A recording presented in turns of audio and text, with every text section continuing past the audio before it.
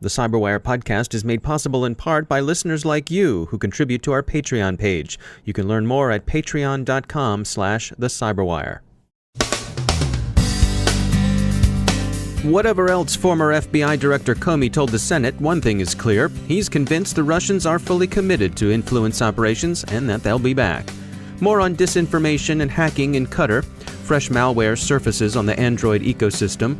Mousing over a malicious hyperlink can now be an infection vector. The GDPR and some thoughts on the distinctions among anonymity, privacy, and security.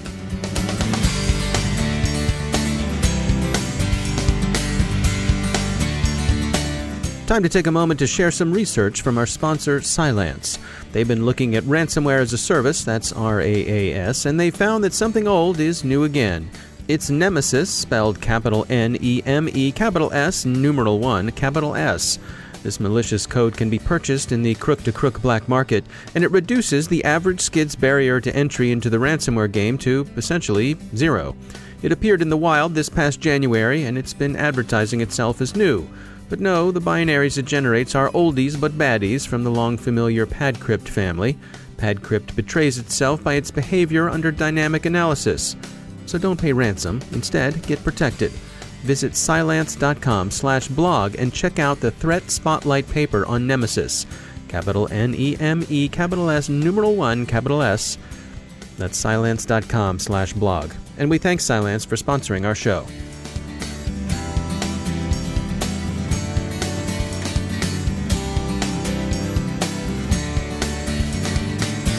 Major funding for the CyberWire is provided by Cylance. I'm Dave Bittner in Baltimore with your CyberWire summary for Friday, June 9th, 2017.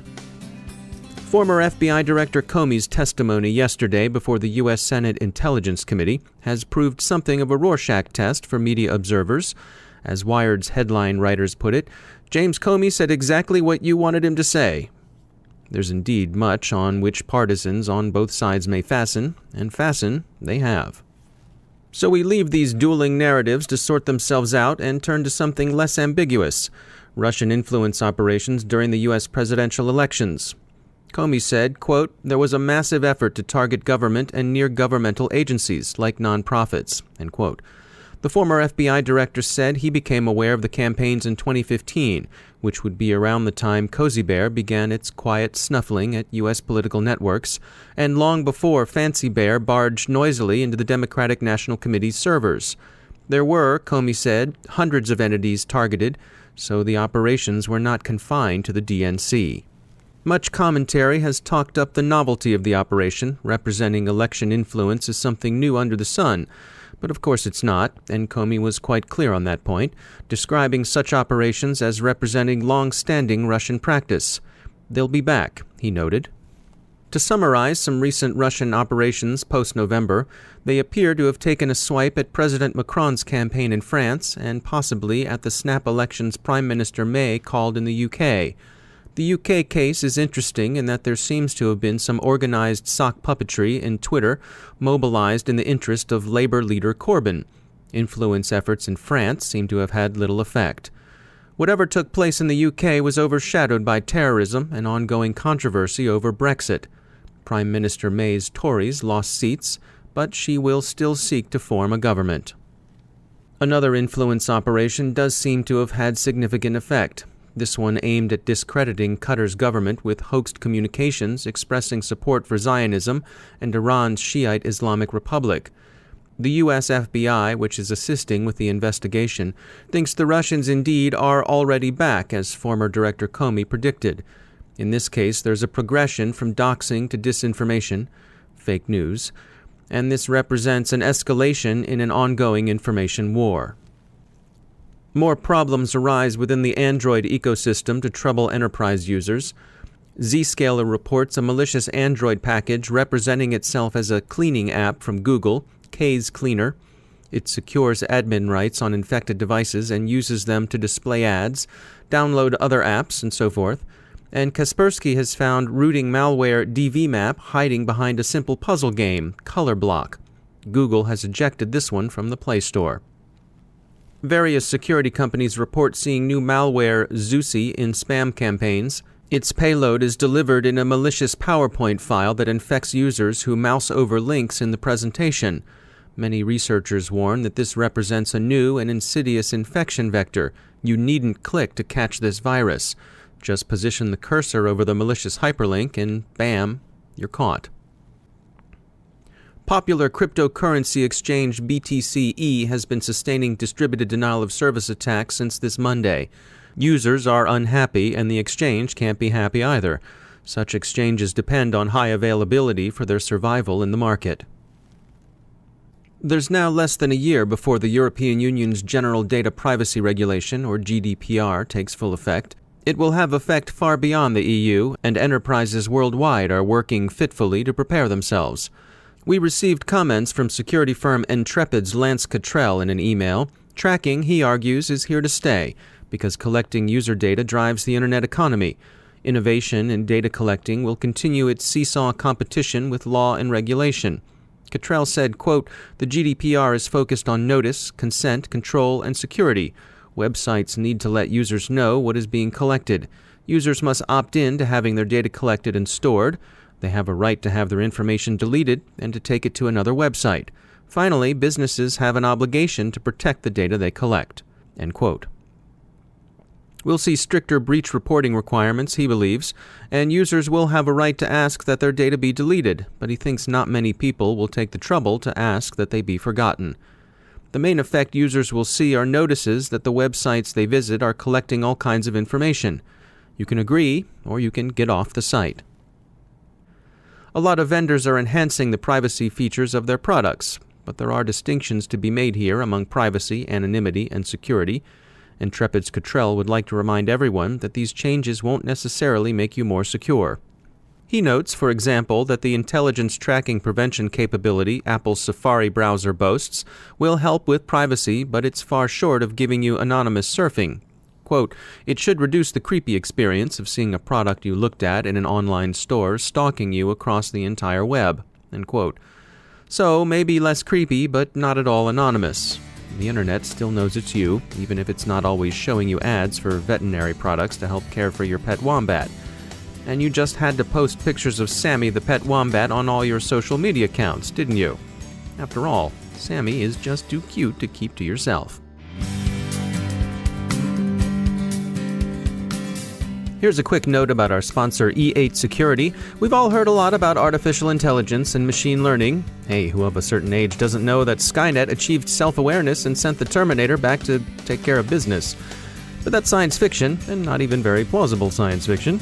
But the artificial intelligence and machine learning that E8 is talking about isn't science fiction at all. They're here today. And E8's white paper, available at e8security.com/cyberwire, can guide you through the big picture of these still emerging but already proven technologies.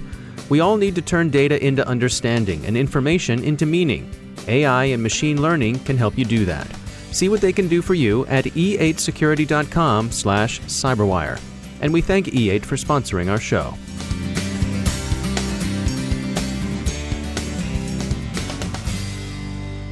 Joining me once again is Ben Yelin. He's a senior law and policy analyst at the University of Maryland Center for Health and Homeland Security. Ben, welcome back. A story came by on the Miami Herald about Florida pushing towards being able to go after people who use Bitcoin, having them face money laundering charges. What do we need to know about this? Sure. So before this law was considered, and it has been passed by both houses of the Florida State Legislature, people using Bitcoin for nefarious activities, for drugs or prostitution, were not subject to prosecution under state money laundering laws because under Florida state law, Bitcoin didn't qualify as money under the legal definition. If this bill were to pass, it would bring into parity the definition of money. So if somebody used Bitcoin to procure drugs or to procure some other sort of illegal services, they would be subject to prosecution for money laundering. And I think it's an effort to modernize our laws to recognize that these online currencies can function as actual currency. But there's some pushback on this. I saw there was a gentleman named Charles Evans, who's an economist and a virtual currency expert, said that before long we're going to see coat checks, tickets to Disney World, and discount coupons regulated as money in Florida. What's your take on that? Yeah, so there is a potential slippery slope argument. I think what that professor has argued is that Bitcoin isn't actually money. It's not, protected by the Federal Reserve. It's not issued as a currency. It's more like a piece of property, like any sort of valuable piece of property that can be traded for anything else. And I think that's a valid viewpoint. I think, when somebody makes a slippery slope argument, I'm always suspicious because in most cases, we don't actually follow the slope. I don't think there's going to be any effort at the state legislature to arrest people for selling coat checks and tickets to Disney World. Right. I think the reason it makes sense for Bitcoin is it really does serve as a currency replacement, as opposed to any sort of piece of tangible property, which may, in limited circumstances, fill in for currency, but it doesn't to the same degree that Bitcoin does. I mean, there are millions of transactions online where Bitcoin is the means of exchange. And I think the state of Florida is recognizing that the laws have to conform to that reality. And so let's say Florida enacts this law. Would other states be expected to follow? I think Florida might be the first in a long line of states who seek to remedy this problem. What a criminal statute for money laundering is trying to prevent is the sale of goods and services that society has deemed undesirable or illegal. And if we are not able to prosecute because the currency used is an online currency instead of a actual Federal Reserve issued currency, I think the purpose of our money laundering laws wouldn't be fulfilled in the same way. So I think it's important for other states to look at what Florida is doing and potentially modernize their laws to bring these Bitcoin type online currencies into the legal framework. All right, Ben Yelin, as always, thanks for joining us. And now a moment to tell you about our sponsor, Observe It. We hear about all sorts of threats and the spectacular tales of hacking that grab people's attention. But what about the threat that every organization faces that goes unnoticed? The insider threat. Insider theft of sensitive data is already the occasion of some of the biggest business litigation of the 21st century. Whether the insider is malicious or just mistaken, they can take your business down before you know what's hit you. If proprietary data walking out the door or vendors accidentally taking down critical systems keep you up at night, take a look at Observe It's free guide, Quick Wins for Reducing Insider Threat, at observeit.com/cyberwire. Their mission is to help you identify and eliminate the insider threat by knowing what your people are doing in real time. Check out observeit.com/cyberwire to learn more about managing insider risk today. And we thank Observe It for sponsoring our show.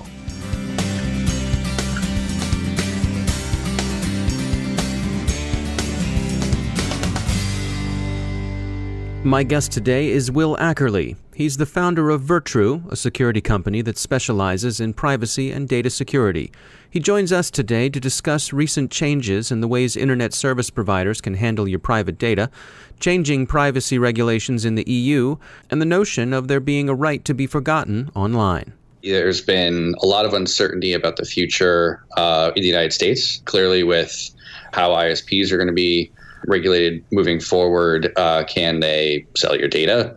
Can they do it whatever they want with it? And then, in Europe, with GDPR coming into force in 2018, a lot of questions about how that's going to have an impact on companies really everywhere in terms of enforcing the obligations that they have. And GDPR in particular has a section around the right to be forgotten, where if an individual wants, they can say not only, hey, I want my data back for portability, but rather, I don't want you to have my data anymore, and have guarantees around that. So I think it's becoming a lot more thought about by companies, by lawmakers, and individuals. How is it shaking out? We see some of the large companies who sort of take the side on that privacy is a priority, and then obviously some of the other large providers say, no, we're going to use as much data as possible to be able to sell ads to you or be able to customize our presentation of the things we present to you. Is there any sense for what direction is sort of winning out in that tension between them? Yeah, I think, the natural market dynamics in the, over the last decade or so has been working really in the favor of the large companies that are gathering our data and monetizing it at scale.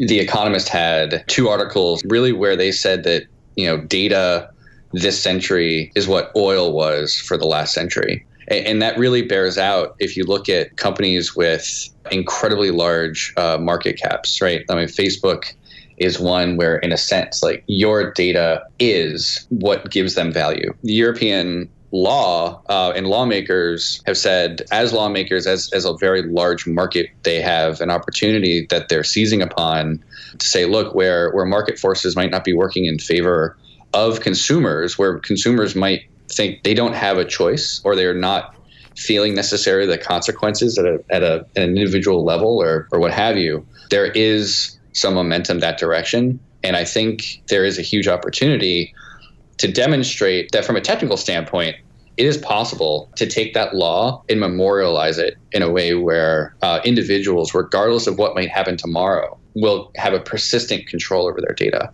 These large service providers are international companies. So how will the restrictions in Europe affect their processes, how they handle privacy here in the United States? Is it going to be easier for them to adopt one standard so that they don't have to worry about data, flying back and forth or inadvertently finding itself overseas? Yeah, I think generally the way companies we've seen are doing this is if they have a requirement that has any value elsewhere, they're going to deploy it across their entire infrastructure. It also is just from a cost-saving standpoint, right? You don't want to have to maintain, 2 separate frameworks. So you have really what amounts to a high watermark in a lot of cases. And so you have, in a sense, trickle-down effects where they put the work in. It's the NRE is done, right? That non-recurring engineering cost to solve the problem one place means that much higher likelihood that'll be used elsewhere. So I'm optimistic. There are a lot of companies that I've talked to who are excited about the opportunity actually to put control very aggressively back into the hands of the individual. There are some companies that say, look, this is impractical. This is too short of a time frame, and are really, really pushing back. But I do see some people leaning forward and saying, no, this is really going to be good for the individual. Swinging back to the notion of the right to be forgotten, with so much data being stored in the cloud at other places, how can a service provider guarantee to an individual that a piece of data has actually been deleted? I think about the distributed nature of storing all that data, and even that it's duplicated and backed up and right. Locked away places. How can that promise be trusted? Yeah, that's a great question. In a lot of cases, you're still going to have to trust the providers, with your data. There are cases where we can move that ball forward and you can have actual confidence because the data that you submit into the cloud can start its life encrypted. If you take, cloud storage or even email, for instance, you can encrypt the files that you share and the emails that you send in a way where your providers never have access to begin with, right? So those can start their life in a way where they don't have access, and it's in a sense already forgotten. But you can start from that position and say, okay, from that point, I can then affirmatively make choices around under what conditions that data can get unlocked and provide additional value and insight. But where your data, even if it's backed up on a tape or on copied globally, if that data is encrypted with a key that you control, if you delete that key, then you can have a cryptographic guarantee that all of those copies are inaccessible. There are caveats, obviously, in terms of if someone else has already unlocked it, what sort of strength of protection is there, and in terms of the obligation not to store that key somewhere. But there are techniques out there. Our thanks to Will Ackerly from Virtru for joining us today. And that's the Cyberwire. Thanks to all of our sponsors who make the Cyberwire possible, especially to our sustaining sponsor, Cylance. To find out how Cylance can protect you through their use of artificial intelligence, check out Cylance.com. The Cyberwire podcast is produced by Pratt Street Media. Our editor is John Petrick. Social media editor is Jennifer Iben. Technical editor is Chris Russell. Executive editor is Peter Kilpie. And I'm Dave Bittner. Have a great weekend, everybody. We'll see you back here on Monday. Thanks for listening.